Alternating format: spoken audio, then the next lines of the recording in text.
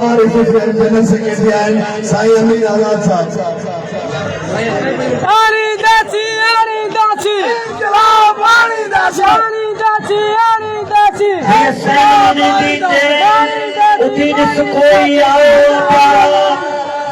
जोगी रंगो अग जीअं उञायो आहे प्यारा जंहिं वक़्त असांजी तंद तपे ऐं साथ कपी आवाज़ खपे तंहिं वक़्त भली को गंद खपे जो आयो ॻायो आहे प्यारा हीअ सेनन ॾींदी चैन उथी ॾिस कोई आयो आहे प्यारा।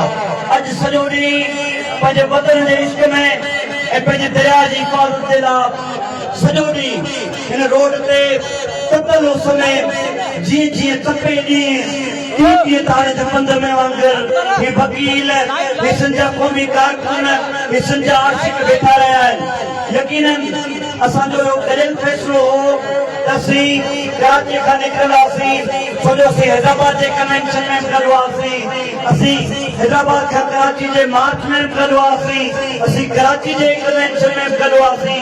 पर कल्ह हिकिड़ी इलेक्शन लिखियल हुई पार्टी जी ज़िम्मेवारी तहत ऐं होॾां वियलुसि पर मूंखे उते वञी इहो तजुर्बो थियो खई तजुर्बा थींदा रहनि था त अहिड़ी इलेक्शन कराइण खां भलो त अॻ में को पन्नू लिखी या GHQ मां ऑर्डर पास करे छॾींदा करियो त फलाणे खे असां MNA करे छॾियो आहे, न को माण्हू परेशान थींदा, न को माण्हुनि जा पैसा ख़र्चींदा, न माण्हुनि जा राज विढ़ंदा।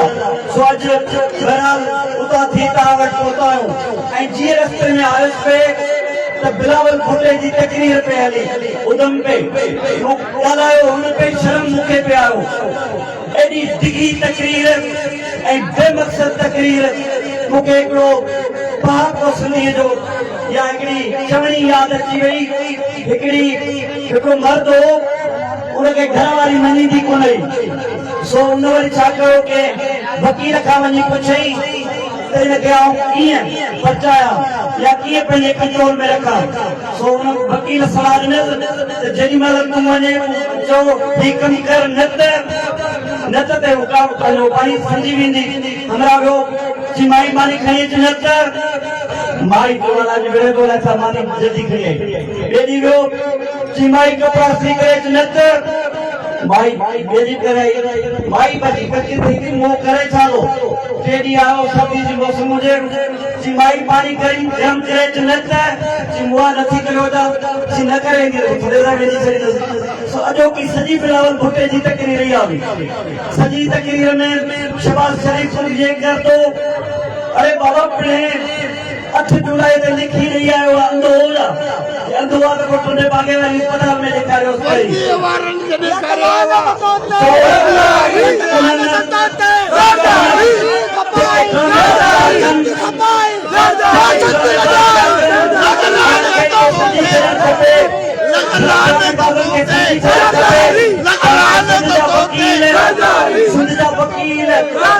डॉक्टर सिंध क़ौमी कारकुन उन्हनि सिफ़ करी है ऐं तव्हांजा ही ड्रामा तव्हांजो ही डिघियूं तकरीरूं तव्हांजा ही जेके वीचारा हारी मज़दूर कुड़मी उन्हनि खे गाॾियुनि में भरे अची जलसा करण जी कोशिशि था कयो। हिकिड़े पासे उहे वतन फरोशन जा अॼु प्रोग्राम हुआ, अॼु उहे जेके पंहिंजे माण्हुनि खे पैसा ॾेई ज़ोरी ज़बरदस्ती वठी था अचनि, ॿिए पासे ई अशकनि जा अंबो आहिनि, धरती जे मुआफ़िज़नि जा जदोजहदूं आहिनि जेके रोडनि ते बीहंदे नथा थकिजनि, जेके बंदि कंदे तव्हां असांखे हैदराबाद जे SSP वारे टाइम ते ठकाइण जी कोशिशि कई हुई, यादि अथव न मिस्टर लंजार, यादि आहिनि तव्हांखे? तव्हां चयो त ही वकील नारा हणी हणी उथी वेंदा, पोइ तव्हांखे पंहिंजी उछला आहिनि थूक चकणी पई, तव्हांजो निरुगो SSP हो पर हुन अहिड़ी शकल ॾिनी असांजे वकीलनि खे उहा तहरीक केरावनि जी तहरीक में तब्दील थी वई।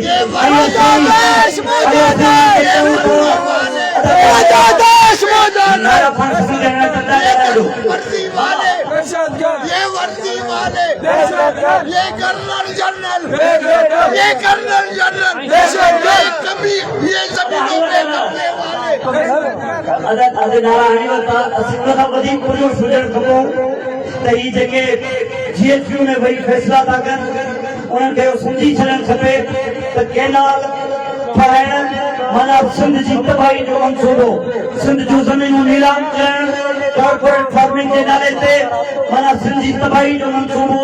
बाक़ी माण्हुनि जे नारनि मां ई तव्हां अंदाज़ो लॻाए वठो त माण्हू केॾा कावड़ियल अथव, केॾा मछरियल अथव। असीं पंहिंजे वतन जे मामले ते, पंहिंजे दरिया जे मामले ते इन खां वधीक हिसास आहियूं। जदोजहद जारी रहंदी।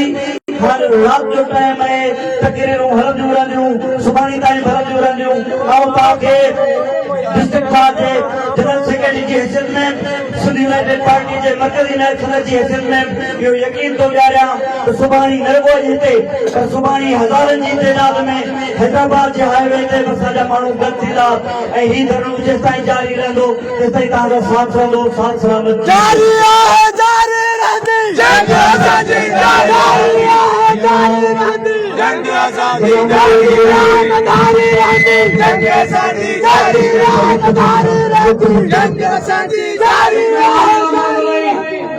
जे तूं विढ़ंदे मारियो वेंदे, जे तूं